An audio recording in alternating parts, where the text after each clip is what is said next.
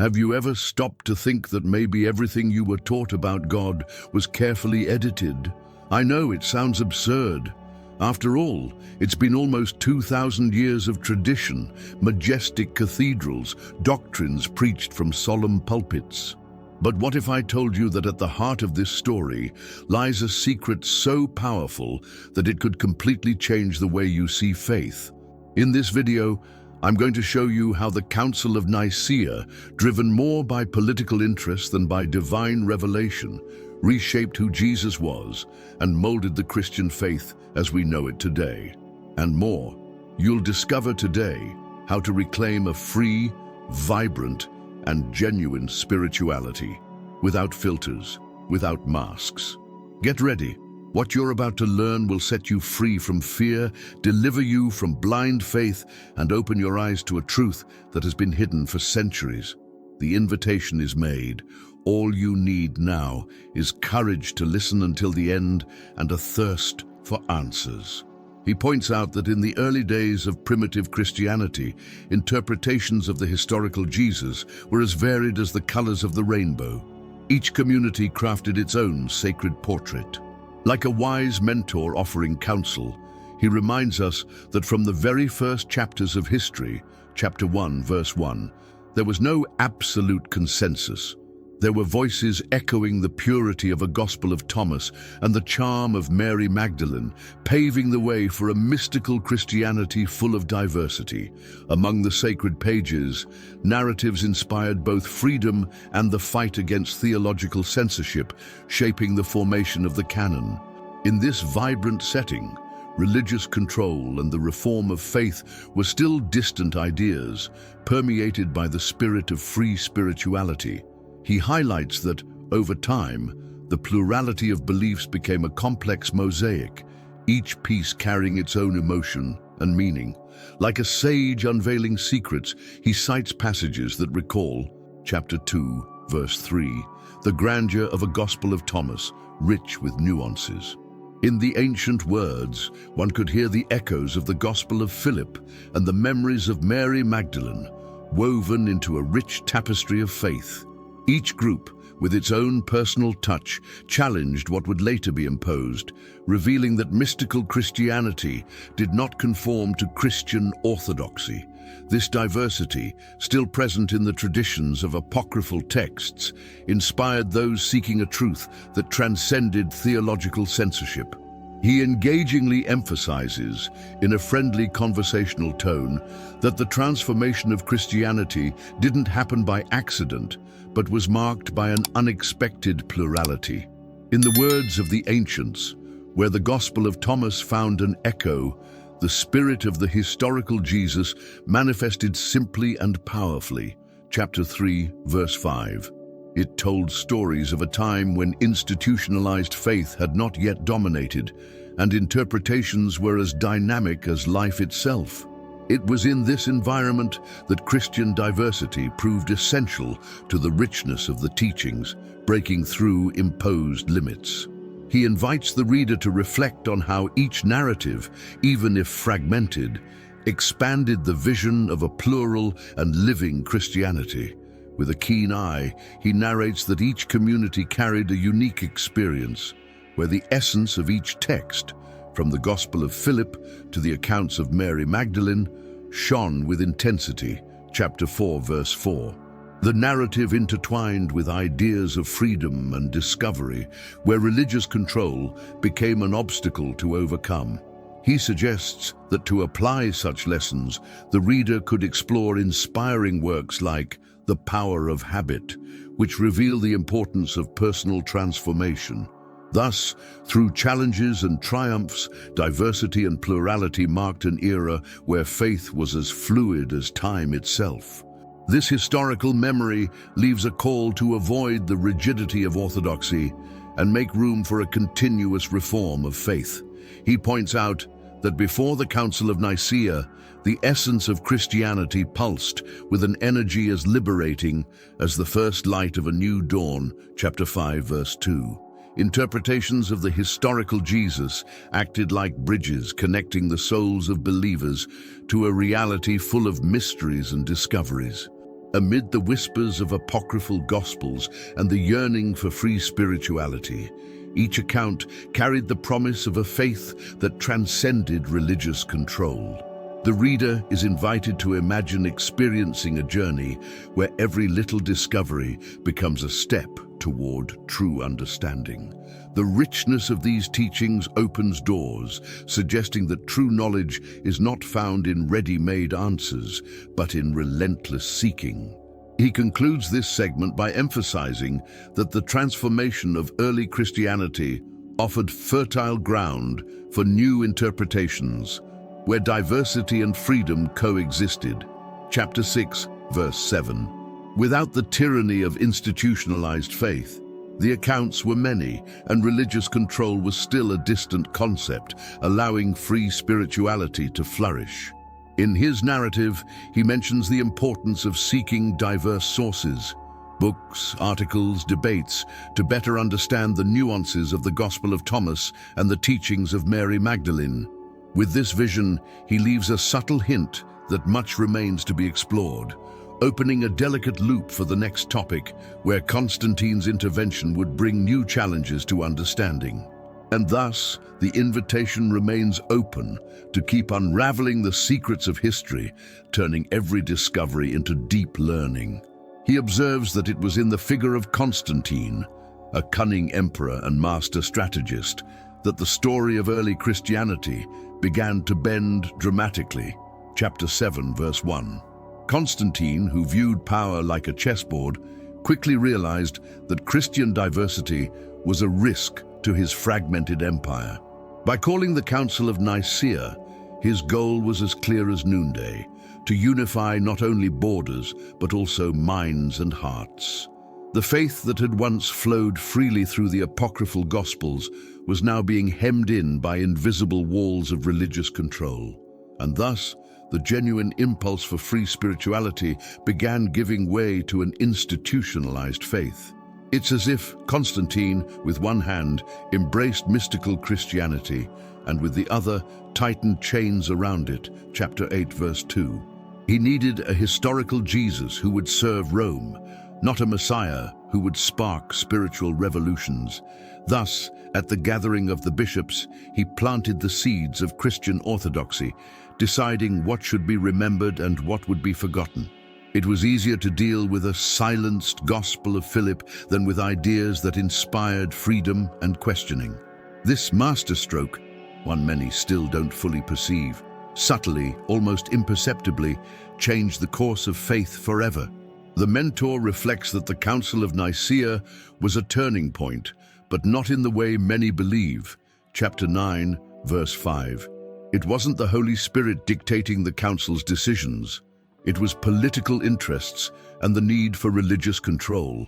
Imagine, he says, if today a government decided what you could or couldn't believe, because that's exactly what Constantine did with the faith. Apocryphal Gospels like those of Thomas and the writings attributed to Mary Magdalene were a threat to the unity he so desperately sought. And in that reckless quest for stability, the true spirit of Christian diversity was sacrificed at the altar of Roman imperialism. Constantine, a man who preferred alliances over battles, understood that controlling the religious narrative meant controlling the people themselves. Chapter 10, verse 3. The formation of the canon didn't come from pure love for the scriptures, but from the need to forge a single identity for the empire. And here the mentor emphasizes, it wasn't a denial of faith, but a brutal adaptation of it to serve human interests. Thus, primitive Christianity found itself caught in a web where sincere worship mixed with political convenience. A dark new chapter was beginning, and theological censorship was taking its first calculated steps. He illustrates that back then, if you followed a different interpretation, you could be silenced or exiled. Chapter 11, verse 6. Constantine didn't want theological debates. He wanted uniformity. One God, one faith, one throne. How to apply this today? Question. Reading books like the Gospel of Mary Magdalene or the Dead Sea Scrolls is a good start. Don't accept pre-packaged versions of history. Seek, investigate, question, doubt, because without this, freedom is easily lost. And as politics intertwined with religion, the fire of true faith began to be smothered under the weight of imperial order. He concludes that Constantine's intervention triggered a process that would echo for centuries, transforming faith into a tool of power. Chapter 12, verse 8. With the Council of Nicaea, not only was Christian orthodoxy born, but also a tradition of silencing differences and institutionalizing belief. Anyone daring to think like the authors of the apocryphal Gospels, anyone daring to believe in a mystical and intimate Christianity, was branded a heretic. And religious persecution, still faint, began to loom over the once vibrant and living spirit of free spirituality. Thus, while Constantine orchestrated a unified faith, others began to realize that the real battle would be for the very soul of Christianity. He begins revealing that after the Council of Nicaea, a new and dark chapter opened, the destruction of alternative texts, chapter 13, verse 2. The mentor comments with sadness that apocryphal Gospels, like those of Thomas, Mary Magdalene, and Philip, were hunted down like deadly plagues. These writings, which inspired free spirituality, portrayed a historical Jesus who was closer, more human, more accessible. But for the new Christian orthodoxy and the religious control Constantine desired, spiritual freedom was a real threat. And so, precious manuscripts were burned, communities silenced. He explains, with the wisdom that only time brings, that these alternative texts offered something revolutionary: spiritual autonomy. Chapter 14, verse 5. Imagine being told you could connect with God directly, without the need for priests or institutions. Incredible, right? That's exactly what texts like the Gospel of Philip taught, and why they were seen as threats rather than blessings. The struggle was clear: either maintain control or liberate the spirit, and unfortunately, the system chose the first. In a near-conspiratorial tone, he reveals that many of these documents were simply erased from the official record. Chapter 15, verse 4. Not because they contradicted true faith, but because they challenged the monopoly on interpretation. The apocryphal Gospels spoke of an inner relationship with God, of a faith without mandatory rituals or imposed formulas.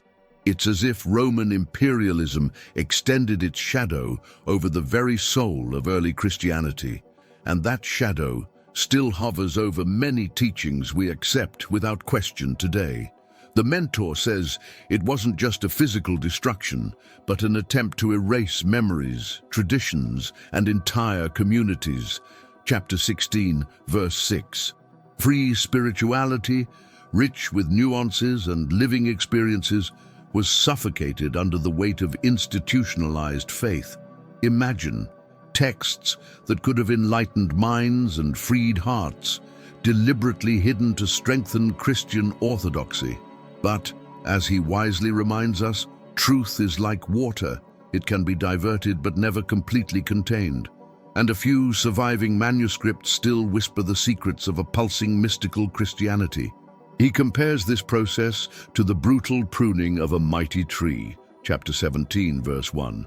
Each gospel burned was like a branch cut off, a possibility of faith suppressed, a new perspective prevented from blooming. And it's no different from what we see today, where we're often sold simplified, sanitized versions of spirituality.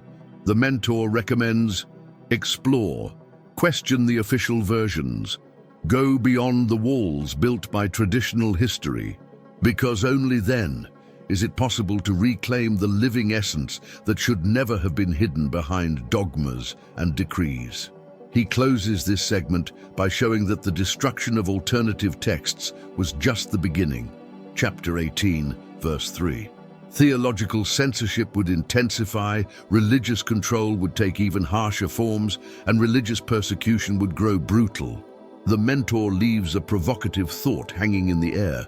What if today we are repeating the same formulas without realizing what was lost? Among the ashes of the burned manuscripts, sparks of a free and revolutionary early Christianity still glow. And as long as these embers remain lit, it is impossible to ignore that the next step in history, the consolidation of the Trinity, would further change the trajectory of faith. He comments that, in a move full of hidden intentions, the Council of Nicaea consolidated the doctrine of the Trinity. Chapter 19, verse 2. The mentor explains that the decision to declare the historical Jesus consubstantial with the Father did not spontaneously arise from pure faith, but from a burning political necessity. Primitive Christianity, with its rich and vibrant diversity, was forcibly molded into a single, rigid formula. The free spirituality that once danced among apocryphal gospels like Thomas and Philip was now imprisoned under unquestionable dogmas. And for Constantine and his allies, this was not just a theological issue, it was a matter of imperial survival. He compares this decision to a forced stitching, where many different pieces were sewn together into a uniform cloak, chapter 20, verse 1. The historical Jesus, so human and close in writings, like the Gospel of Mary Magdalene, was elevated to absolute divinity by decree. God from God, light from light, true God from true God. This phrase echoed like a hammer of authority over all Christians. For many believers of the time, especially those linked to mystical Christianity, it sounded strange, distant from the simplicity Jesus had taught. But to questioning was becoming increasingly dangerous as religious control tightened its grip like an invisible trap. With the tone of a wise master, he says that the doctrine of the Trinity was both a masterpiece of strategy and a spiritual tragedy. Chapter 21, verse 4. It was much easier to control a uniform faith than to manage a mosaic of free and divergent beliefs. The apocryphal Gospels, which presented diverse interpretations of Jesus, like the Gospel of Thomas, lost even more space. The formation of the canon, based on this new dogma, discarded everything that didn't fit into the golden mold imposed by Nicaea. Thus, early Christianity saw its rich tapestry simplified into political and theological shades of grey. He provokes, what if the free spirituality of the first Christians had survived? Chapter 22, verse 5. Imagine living a Christianity where no formulas were needed, only the sincere search for truth within each heart. It's like thinking of a wild garden versus a forcefully pruned one. The former, more challenging, but infinitely more alive. The mentor suggests reading works like Christianity, the religion of love, for those who want to dive into this more organic vision. Because back then, the choice for the Trinity was not just a spiritual affirmation, it was an imposition of ideological control. He reinforces that the consolidation of the Trinity didn't immediately erase the other ideas, but created a deep dividing line. Chapter 23, verse 3. On one side were those obedient to the new Christian orthodoxy, on the other, the persecuted, the silenced, or simply the forgotten. Roman imperialism, now fused with religious discourse, tolerated no dissent, and religious persecution intensified. Apocryphal Gospels began to be read in secret, passed from generation to generation as seeds of resistance. And while official altars proclaimed the new faith out in deserts and caves, other Christians prayed for the right to think differently. He makes it clear that while the doctrine of the Trinity brought political stability, it also amputated much of the richness of early Christianity. Chapter 24, verse 2. The theological censorship imposed after Nicaea forced free spirituality to retreat into the shadows of history. But he reminds us with a sly smile that not everything can be buried forever. Truth always finds cracks through which it can bloom. And in the margins of this dogmatization process, a new chapter was forming, the official birth of institutionalized religion. And it is precisely there, where faith becomes institution, that new challenges and new losses began to emerge. He explains that after the storm of the Council of Nicaea, faith gave way to something new and different: institutionalized religion. Chapter 25, verse 1.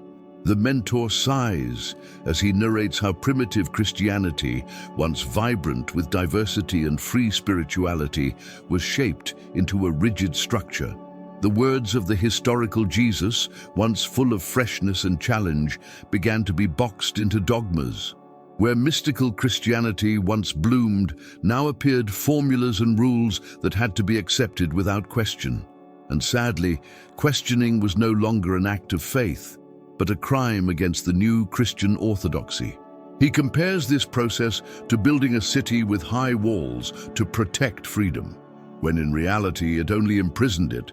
Chapter 26, verse 3.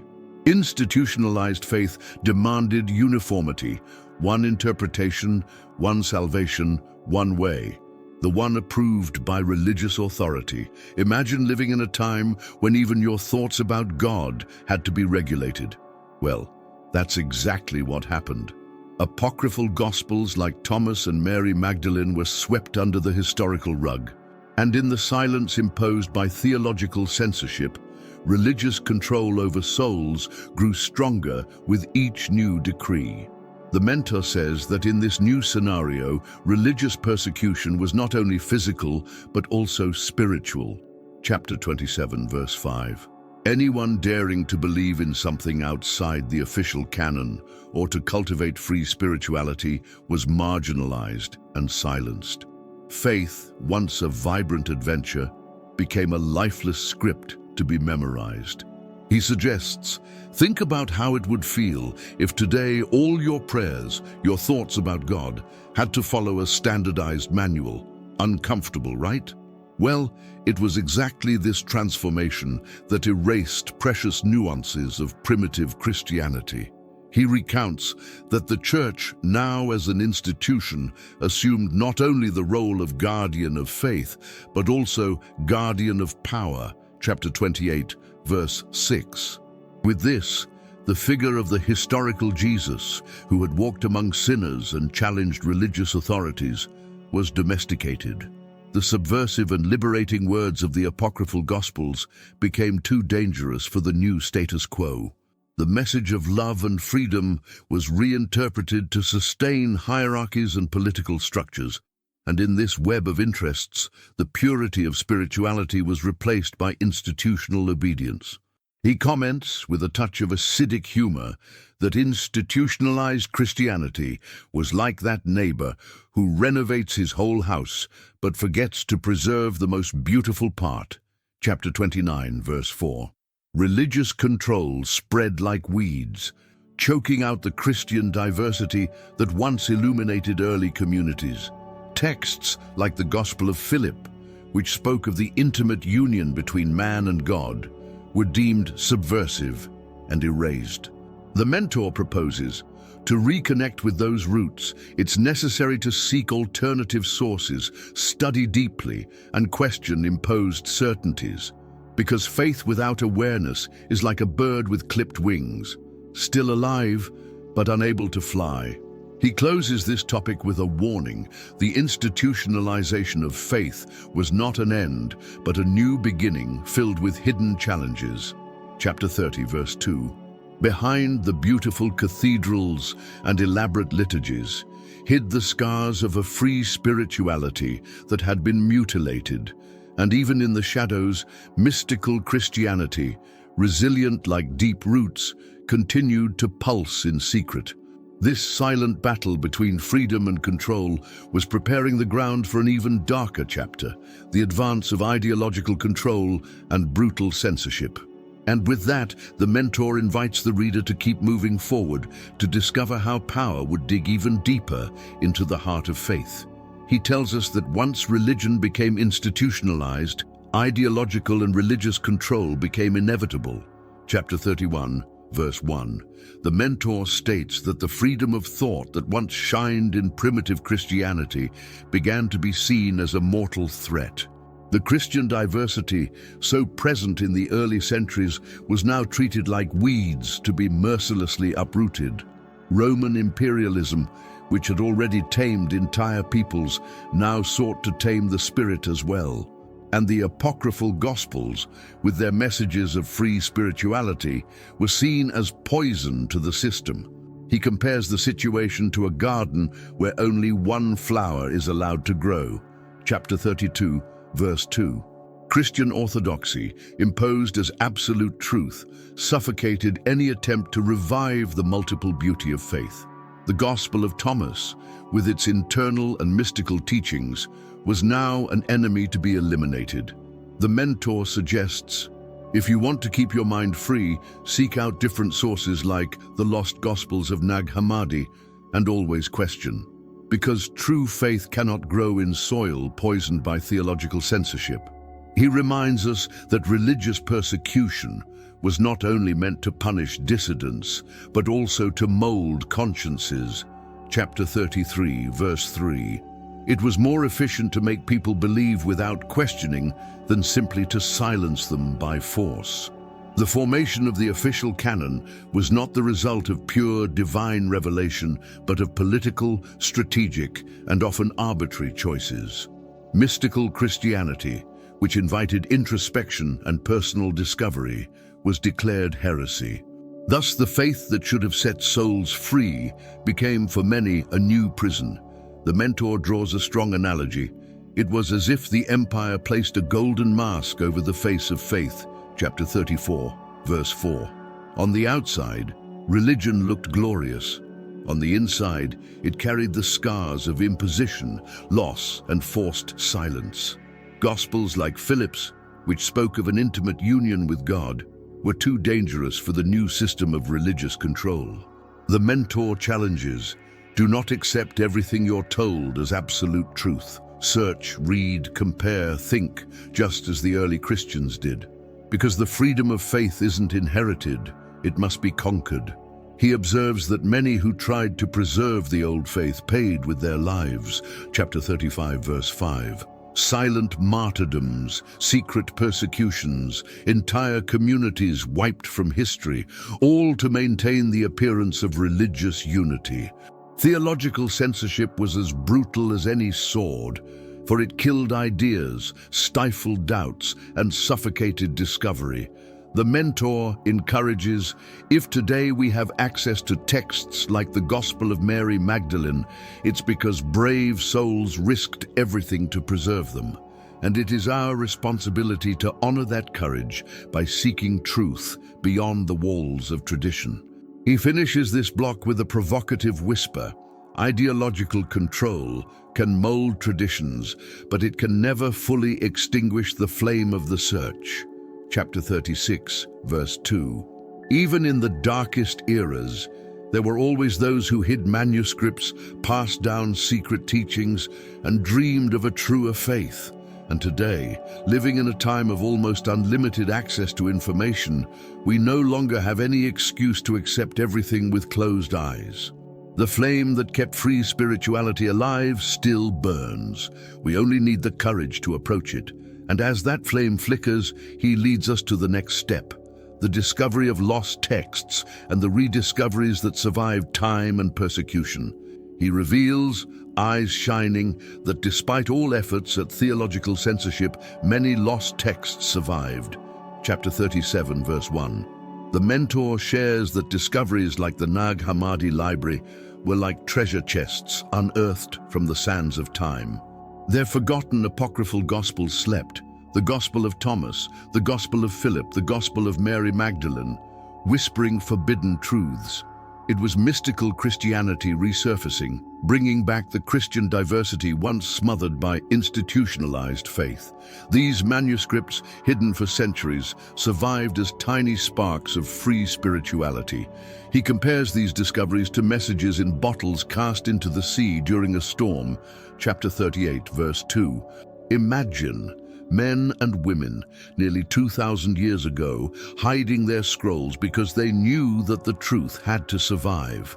These lost texts were dangerous to religious control because they portrayed a historical Jesus who was closer, less institutionalized, a Christ who spoke directly to the heart without the need for hierarchies, rituals, or heavy power structures. And each rediscovered page is an invitation to rediscover a primitive Christianity more alive than we ever imagined. The Mentor reminds us that among the fragments found, pearls of wisdom shine brightly. Chapter 39, verse 3. In the Gospel of Thomas, for example, Jesus is not presented as a distant lawgiver, but as the one who reveals that the kingdom of God is already within us. In the Gospel of Philip, mystical union is celebrated as the path to the divine, a concept explosive to the Christian orthodoxy of the time. Had these ideas been preserved, they could have shaped a much freer and more transformative spirituality. And today, as we reach these words, we can experience a faith that speaks directly to our souls.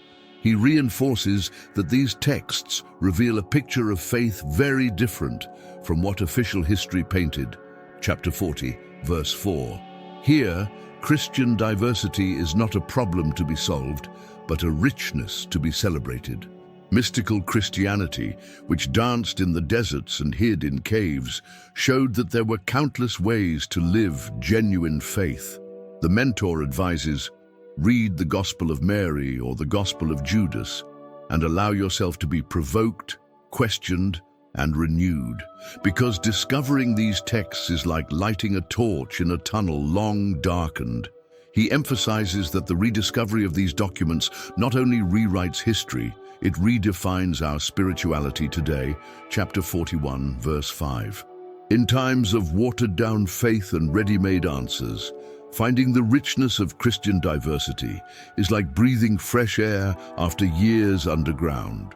The Mentor encourages, allow yourself to doubt, to seek, to be moved by these forgotten voices, and to rediscover a less adorned, historical Jesus. This search is not rebellion, but faithfulness to the deep roots of Christianity before it was captured by Roman imperialism. Each step taken on this journey is a reunion with yourself, with God, and with the hidden history buried under tradition's rubble. He concludes that in the face of these rediscoveries, we have an urgent choice to make. Chapter 42, verse 2.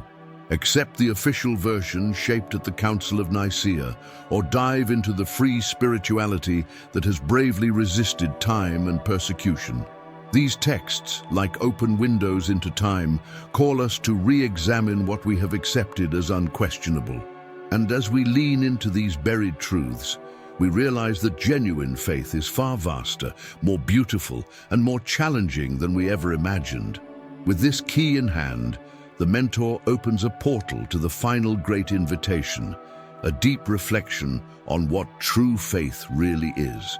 He looks into the reader's eyes and asks, is the faith we practice today really the faith the historical Jesus taught? Chapter 43, verse 1.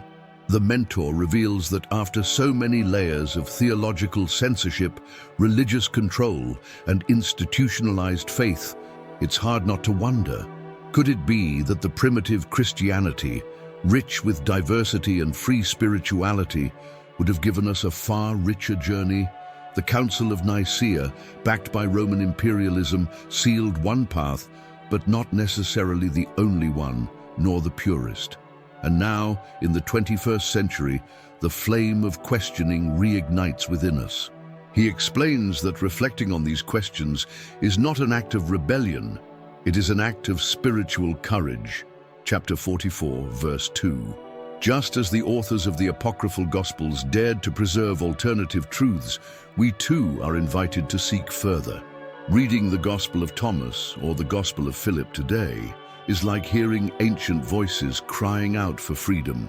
The Mentor advises, do not fear questioning, investigating, venturing beyond the boundaries imposed by tradition. Because the real danger isn't in doubting, it's in blindly accepting what was molded by human interests. He states that the invitation to reflect is also an invitation to act. chapter 45, verse 5. It's not enough to simply know that forgotten gospels existed or that religious persecution occurred. We must apply this knowledge, seek alternative sources, study and engage with groups that value critical thinking. Books like The Religion of the Mysteries and Esoteric Christianity can be powerful allies on this journey of rediscovery. Because a living faith doesn't feed on repeated formulas. It must be constantly renewed by sincere seeking. The mentor says, with a knowing smile, that reflecting is about rewriting our own story of faith. Chapter 46, verse 3. Every discovery, every new understanding is like wiping the dust off a window to let the light in. He encourages, allow yourself to imagine your relationship with God without the chains of institutionalized faith. The historical Jesus we meet in the apocryphal Gospels is much closer, more human, and more transformative. And whoever dares to seek inevitably finds something greater than they ever expected. He warns that reflection can be uncomfortable, and that's a good thing. Chapter 47, verse 4. Only those who allow themselves to leave the comfort zone truly grow. Those who face the pain of deconstruction only to rebuild themselves stronger. Just as the first Christians faced Roman imperialism, today we face conformism and shallow faith. The mentor suggests practical exercises. Write down the questions about faith you never dared to ask and seek honest answers. This process can transform not just your faith, but your entire vision of life. He ends this call by saying that reflection at its core is an act of love. Love for the truth, love for one's own soul. Chapter 48, verse 2. And love, as Jesus himself taught, John 8:32, you will know the truth, and the truth will set you free, can never be imposed. Now the choice is yours, to continue along the silent path of tradition or to venture into the reform of faith that springs from a true search. The mentor smiles and extends his hand. Come with me, because the next step of this journey is discovering how to put all of this into practice. And so he leads us into a new horizon of possibilities where faith, freedom, and consciousness finally reunite. Now that you have uncovered a forgotten, and perhaps even hidden, part of the history of the Christian faith, the question that remains is, what will you do with it? Will you tuck this truth away in a drawer, like so many have before? Or will you use it as fuel to transform your own spiritual journey? If everything you were told was shaped more by human interests than by divine revelation, isn't it worth going beyond? Isn't it time to reclaim a living, vibrant, intimate faith? The faith that the historical Jesus may have truly intended for us to live. Tell me in the comments, what was the moment when your mind awakened while hearing this story? Write down, I want to rediscover the true Jesus, or share your doubts and reflections. I would love to see how this message resonated in your heart.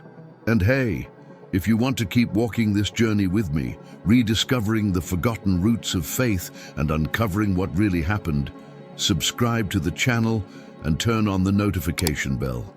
Here, you won't just find answers. You'll find the courage to ask the questions that matter most. Let's break the silence of history together.